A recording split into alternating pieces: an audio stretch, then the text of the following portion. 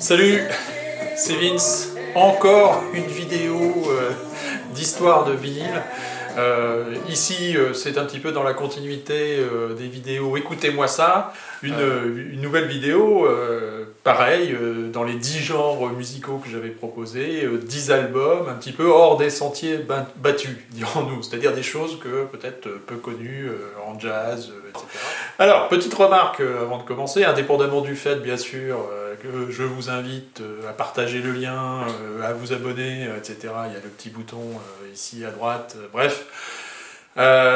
Beaucoup font la remarque, il y a en fait des vidéos, tu parles de musique, mais il n'y a pas de musique en fait, on n'entend rien, bref, c'est vraiment un gros défaut, une grosse lacune. Oui, je comprends, et je suis d'accord, c'est pourquoi j'essaie quand même de mettre des extraits musicaux, en particulier sur cette vidéo vous en aurez, mais c'est vrai que c'est un petit peu compliqué parce qu'il y a les fourches codines de la censure, dirons-nous, de YouTube.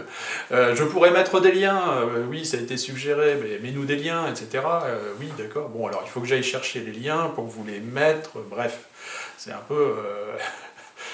mâcher la viande pour vous la donner à la béquée, mais peut-être qu'il y a aussi le plaisir d'aller chercher ces albums et puis de faire vos propres choix. C'est pourquoi, voilà, c'est un peu compliqué, je ne le fais donc pas. Voilà. Ce sera une limite jusqu'à ce que je trouve éventuellement une solution. Bon, c'est parti sur Écoutez-moi ça, 10 suggestions dans 10 genres musicaux, à commencer par le jazz.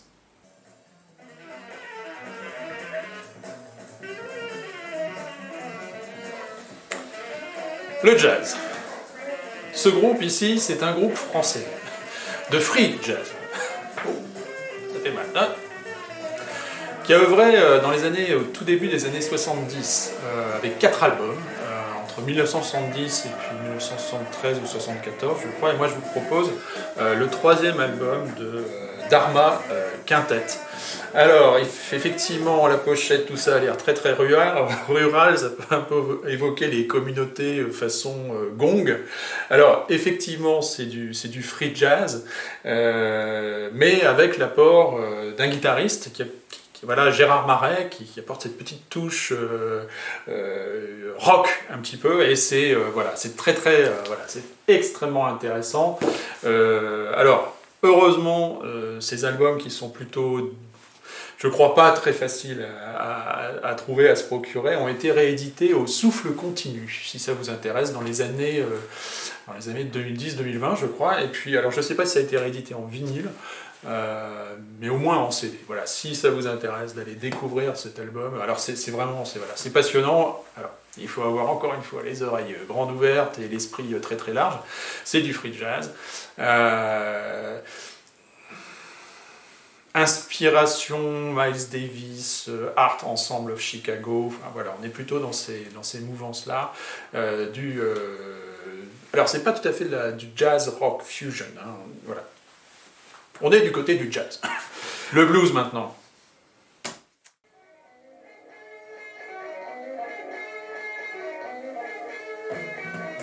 Allons-y avec ce groupe néerlandais. Et oui, un groupe néerlandais qui a officié dans les années 60, fin des années 60, début des années 70. Alors, on est du côté vraiment du blues rock.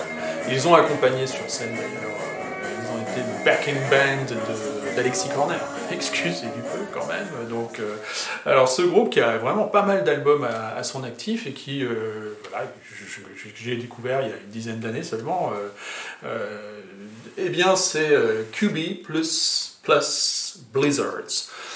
Alors c'est du pur blues rock, à l'exception du titre qui donne son nom à l'album, Apple Knockers Flophouse, qui est une espèce de blues hard rock hyper efficace. Voilà. Pour tous les amateurs de blues rock, côté blues boom anglais, vous y êtes totalement, c'est absolument passionnant à écouter, absolument. Voilà pour mon conseil blues.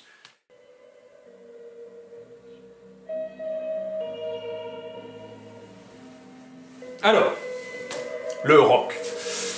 Encore une fois, peut-être une petite incongruité, en tout cas hors des sentiers battus, un artiste tourmenté qui aura enregistré plusieurs disques, qui est né en 1972 et qui est mort en 2016, je crois, suicidé malheureusement. C'est un artiste qui est né en Israël, donc il est israélien, juif, et il est mort et enterré, excusez du paradoxe tout de même, à Berlin. Donc tout à fait extraordinaire. Alors c'est un artiste qui a des influences multiples. Et ce qui fait que sa musique est quelque part difficile à placer dans un registre particulier, puisque ses influences vont clairement d'Elvis Presley, Roy Orbison, jusque Joy Division, les Cure, et en passant par les Crops. Donc, alors qui est cet artiste? C'est Charlie Megira. C'est, encore une fois, c'est compliqué de situer sa musique, puisqu'il y a du mambo, il y a du rockabilly, et puis de la cold wave. Il est inclassable. Mais il a tout, il a les paroles. Alors il chante en hébreu, il chante en anglais. Vous avez les deux et c'est passionnant. Ici c'est une compilation qui est sortie, si je ne dis pas de bêtises, il me semble que c'est 2019. C'est un excellent label par ailleurs qui permet d'exhumer comme ça un certain nombre de groupes et de disques qui sont pas. C'est le numéro groupe, de numéro groupe. Le label en question, superbe photo de pochette. Alors, vraiment à découvrir. Il y a des vidéos sur YouTube, etc. Il a fini sa vie, il a toujours fait de la musique, et il était aussi cuisinier, passionné de cuisine. Voilà, Charlie Megira, fantastique.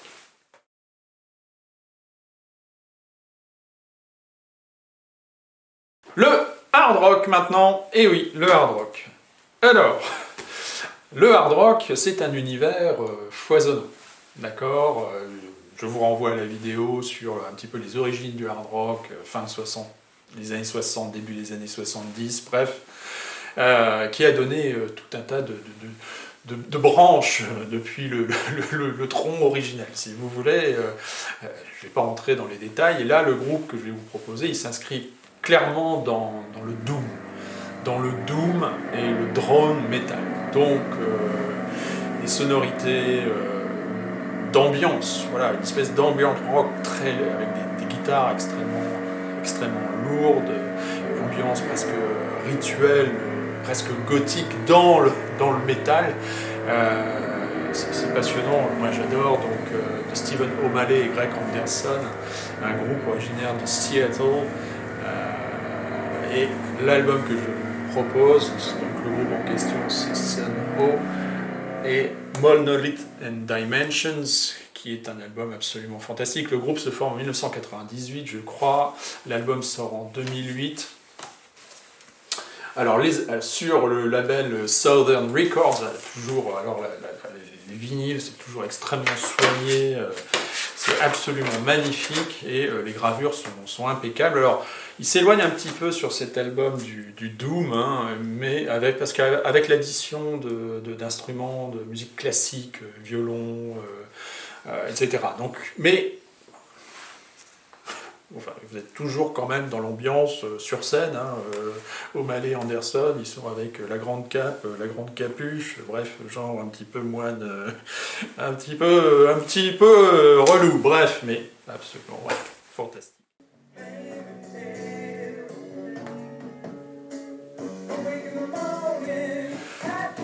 Le rock psychédélique. Allez, bon. Alors, vous savez que le rock psychédélique, bien sûr, j'ai un atome très crochu, mais voire plusieurs, mais voire beaucoup d'atomes crochus avec le rock psychédélique ici. Relativement peu connu. C'est le groupe qu'a fondé Merel Fankhauser. Je vous invite à aller chercher Merel Fankhauser. C'est un artiste aux États-Unis incontournable dans l'histoire du rock. D'abord, il a commencé à faire de la surf music au sein d'un groupe qui s'appelait les Exiles avec Jeff Cotton. Et puis Jeff Cotton va rejoindre le Captain Beefheart. Et puis ils vont se retrouver un peu plus tard au sein d'un groupe. L'histoire de Merel Fankhauser, je vous invite à regarder les vidéos consacrées au rock psychédélique. J'y reviens, je l'évoque bien sûr à de nombreuses reprises. Ils vont partir à la recherche des traces d'un peuple du continent Mu. Et leur groupe, justement, ils vont le fonder donc à Hawaï, c'est le groupe Mu. Ici, le premier album de Mu avec Jeff Cotton donc, et Merel Funkhauser, Jeff Cotton donc revenu du Captain Beefheart, superbe guitariste par ailleurs. Premier album sort en 1971, il est dans son pressage original, il est très très difficile à se procurer, et, très très expensive. Celui-ci n'est pas évident non plus à se procurer, mais plus facilement quand même. C'est le premier album qui est sorti sur United Artists en 1974. Donc là, c'est l'édition 1974. Hein, je vous ai mis, j'ai essayé de vous mettre des petits extraits musicaux, hein, vous avez remarqué. Donc, passionnant. D'un rock psychédélique très doux, très tranquille, parfois aux accents, on ne peut pas se soigner comme ça du jour au lendemain du Captain Beefheart, il y a un petit peu dans le jeu de guitare, bref, mais voilà, Mu, splendide. Premier album, il y aura d'autres enregistrements qui apparaîtront sur des compilations diverses et variées. Je vous invite à explorer ce continent psychédélique, Mu, de Merel Funkhauser.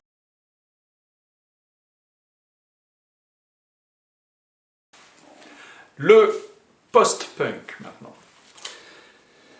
J'ai choisi de vous proposer un album d'un groupe français, de post-punk. Et là, qui s'oriente très très nettement du côté de la Cold Wave, avec une influence très très marquée, jusqu'à quasiment l'imitation de la voix de Ian Curtis, donc l'influence de Joy Division. Quel est ce groupe français? L'album sort en 1983, c'est Mark Sjöberg. Alors Mark Sjöberg, la composition du nom du groupe, Mark je ne sais pas trop, mais je crois que la référence est ici pour Sjöberg, à Jean Sjöberg, l'actrice bien sûr, malheureusement suicidée également. Le groupe ici, fondé initialement par Philippe Pascal et puis Anzia. Anzia et Philippe Pascal s'étaient rencontrés à l'occasion de l'enregistrement du premier album du Marquis de Sade. Anzia n'est pas sur le deuxième album du Marquis de Sade, je crois, Rue de Siam, mais Philippe Pascal, lui, y est. Donc ça, c'est à la suite du Marquis de Sade, si vous voulez. Et bon, voilà, vous avez eu l'extrait musical, c'est de la Cold Wave. Et la voix, hein, je pense que si j'ai mis la voix dans l'extrait, voilà, on est tout à fait dans le Joy Division, version un petit peu française. C'est très très bien, j'aime beaucoup cet album.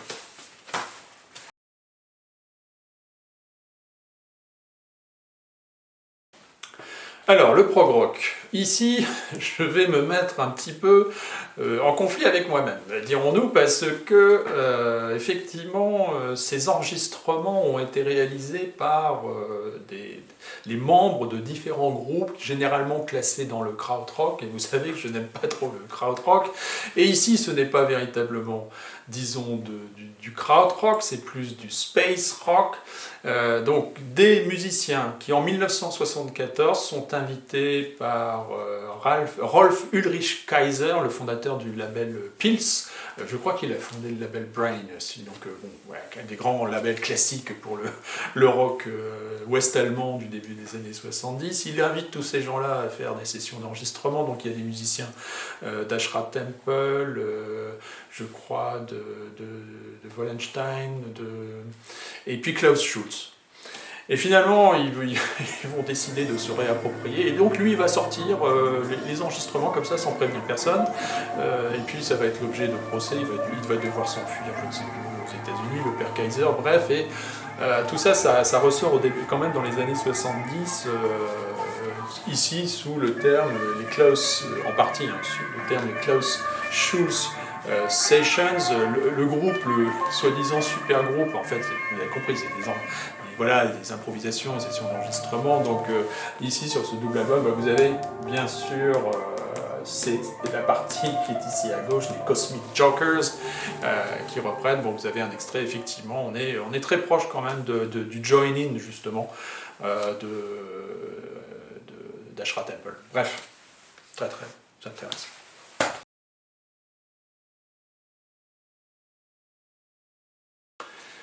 Les suivants? Eh bien, bien sûr, le post-rock. Le post-rock.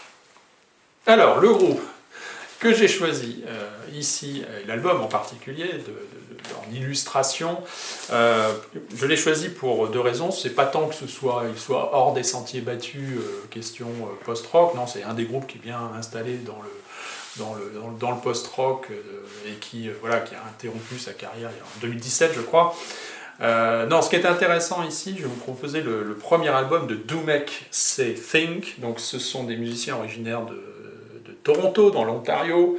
Il y a Ohad Ben Chetrit, un guitariste, et puis Charles Spearin, qui est le bassiste, donc, qui sont un petit peu au cœur de ce groupe. Charles Spearin fondera le Happiness Project, un autre vraiment très très intéressant, signé chez le label Constellation. Alors, j'y reviens, Vince, allez, mais je t'explique.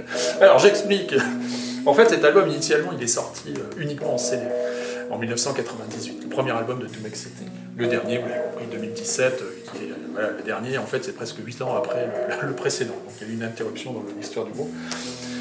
C'est un double album qui a été réédité de façon magnifique par le label Constellation, avec une pochette découpée. Vous pouvez choisir de mettre l'image que vous voulez sur.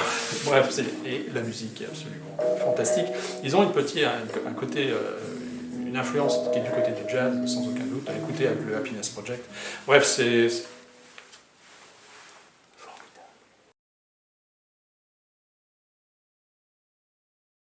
alors, pour À la French, donc des artistes ou des groupes français, eh bien, un album qui est sorti en 1982. On est très proche de Mark Zuckerberg, hein. L'album était sorti en 1983, je l'avais peut-être fait dit d'ailleurs. Bon, bref, c'est Orchestre Rouge. Orchestre Rouge, Yellow Laughter, c'est le premier album d'Orchestre Rouge. Il y en aura deux ou trois. Ouais, donc fondé par Théo Accola, donc un États-Unien, hein, exilé en France dans les années 70, et puis qui a fondé Orchestre Rouge, puis après il y a Passion Fodder, et puis il a une carrière solo énorme. Je crois que son dernier album est sorti en 2024. Bref. En tout cas, là, c'est fantastique. Il chante à la fois en anglais et en français, Théo Accola, avec cette voix très particulière, qui d'ailleurs, sa voix va s'approfondir avec le temps. Orchestre Rouge, c'est la référence à un mouvement de résistance contre les nazis en URSS pendant la Deuxième Guerre mondiale. Bref, c'est un superbe album.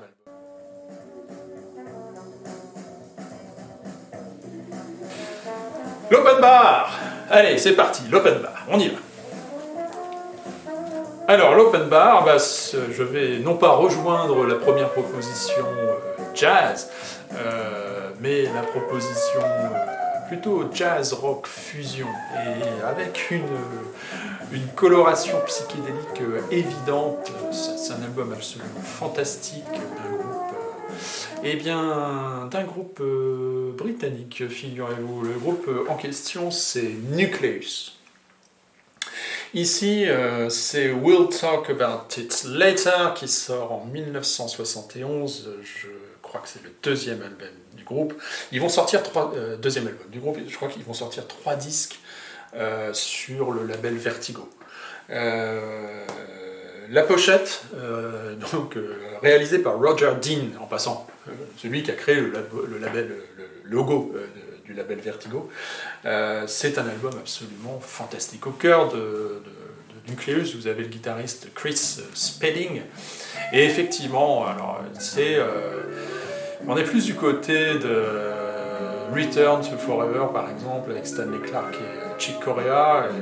Voilà, c'est le côté états-unien, mais on a cette approche du jazz, du rock, et puis je vous dis avec des accents très très psychédéliques dans l'approche, bien sûr les cuivres omniprésents, mais l'album est passionnant de bout en bout. Pour moi c'est un monument du jazz rock, et pourtant je ne suis pas forcément un très grand fan du jazz rock fusion.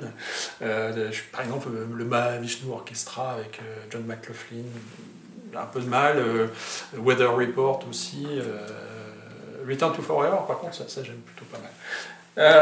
Nucleus, en tout cas, celui-ci, c'est une tuerie absolue. Voilà. À écouter, absolument. Ouais, je vous mettrai peut-être un lien, bref.